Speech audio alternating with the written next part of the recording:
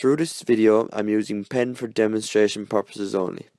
This is to ensure that you can see all lines in which I'm creating when marking out.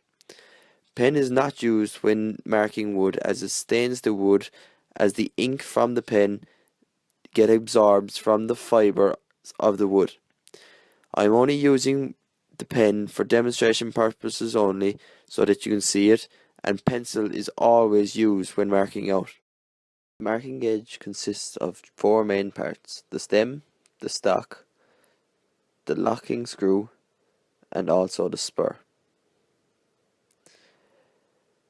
The stock of the marking gauge can run up and down the stem to ensure that it makes a parallel marking to the surface that it's being used on. The marking gauge mark lines parallel to the surface. As the stock is housed to the stem and the spur sticks out of the stem, it creates a parallel line to one another. As the stock is 90 degrees to the stem, this ensures that when you run the stock along face side or face edge of your piece, it creates a perfectly parallel line.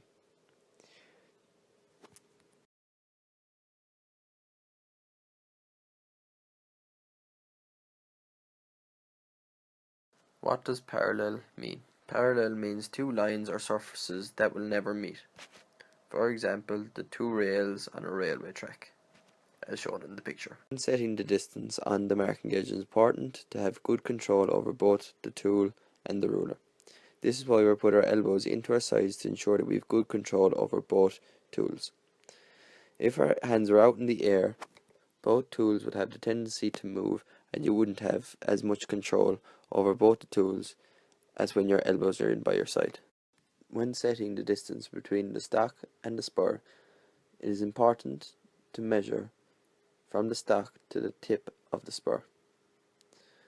You can adjust the stock by twisting the adjustment screw and moving it to the correct distance. Once again, it is extremely important to measure to the top of the spur, as this provides a better, accurate and more precise measurement. Why is this important?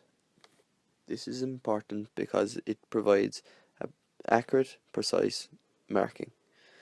As shown in the video, I'm creating a distance from the spur to the stock of 30mm. I have my elbows in by my side to give good control and balance over both tools and ensure that the measurement is correct. Here I'm using the marking gauge off face side and face edge because these are the two datum edges which provide an accurate marking. So what is a datum edge? A datum edge is a flat surface or straight edge from which all measurements can be taken. This removes the danger of making multiple errors. I'm running the marking gauge down along the piece to prevent the fibres from rising. This marking is at 30mm from the face edge.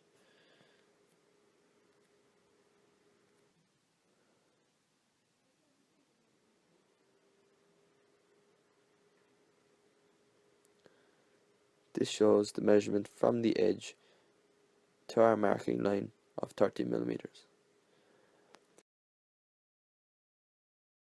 Why don't we use the bottom of the spur? The bottom of the spur gets larger as it goes into the stem. It creates a cone shape, and the further down the spur, the more of a distance you are going to create from the stem. Here I am after setting 30mm to the bottom of the spur. Now I'm going to create a new line down the same piece of material with this marking of the bottom of the spur. Here shows the distance between the two lines which were marked with the bottom of the spur and also the tip of the spur. When measuring the distance, it has a significant effect as it is 1.5mm of a difference. This really affects the accuracy and the preciseness of your marking out, and will really affect the processing procedures as you develop on throughout this project. This is why it is important to measure to the tip of the spur and not the bottom of the spur, because the bottom of the spur is larger than the tip and affects the preciseness and accuracy of your measurement. Why is it important to double check your measurement? It is important to double check your measurement always, because the stock has a tendency to move when you're tightening the adjustment nut. For instance, in the video, I'm marking 30 mm to the top of the spur, and when I tighten the nut and double check my measurement, the measurement has gone down to 28 mm.